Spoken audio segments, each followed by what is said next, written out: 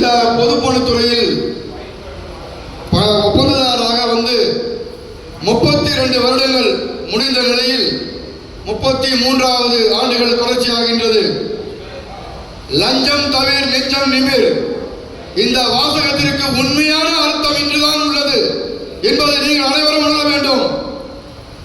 லஞ்சம் கொடுக்காதீர்கள் என்று, அதாவது அரசியல்வாதிகளுக்கு லஞ்சம் இல்லை என்று கூறிய ஒரே ஒரு அரசு திரு ஜோசப் விஜய் அவர்கள் அரசு மட்டும் என்றதை உங்களிடம் கூறிக்கொள்கின்றேன். இனிமேல் எந்த எம்எல்ஏவோ எம்பியோ ஒரு கவுன்சிலரோ நம்மிடம் லஞ்சம் கேட்டால் நிமிர்ந்து நில்லுங்கள், தர முடியாது என்று. ஏனென்றால் அந்த பணத்தை சம்பாதிப்பதற்கு நாம் படும்பாடு நமக்கு மட்டும்தான் தெரியும்.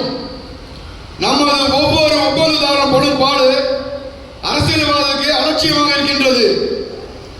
ஆம், நம்ம எல்லாம் ஒன்று இல்லை. நாம் அனைவரும் ஒன்று சேர்ந்தால் தமிழகத்தை ஆள முடியும் என்பது விழுப்புரம் சங்க தலைவர் அண்ணன் ரமேஷ் அவர்கள் நம்மளுக்கு அடிக்கடி எச்சரிப்பது உண்டு.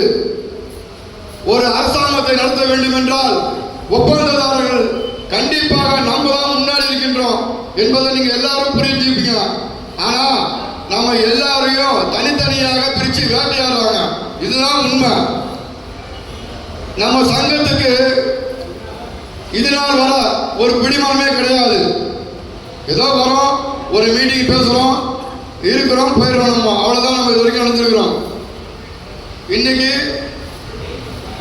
மின் ஒப்பந்ததாரர் சங்கத்தின் தலைவர் சாமுவேல் பிரகாஷ் ஒரு தீர்மானத்தை உங்களுடைய தீர்மானங்களை ஒன்றா சேர்த்துக்கன்னு கேட்கிறாங்க. நிச்சயமா மின் ஒப்பந்ததாரர்களோ சிவில் ஒப்பந்ததாரர்களோ இருவரும் அல்ல, 2 பேரும் சேர்ந்து ஒருவர் தான்.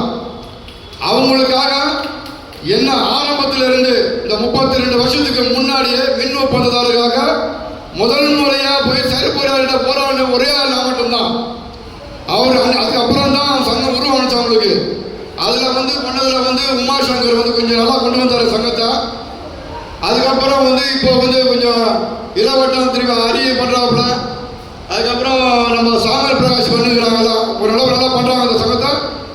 ஆனால் ஒரு போராட்டம்னா யாரும் வரமாட்டேன்றாங்க. அதான் காரணம் தெரியல.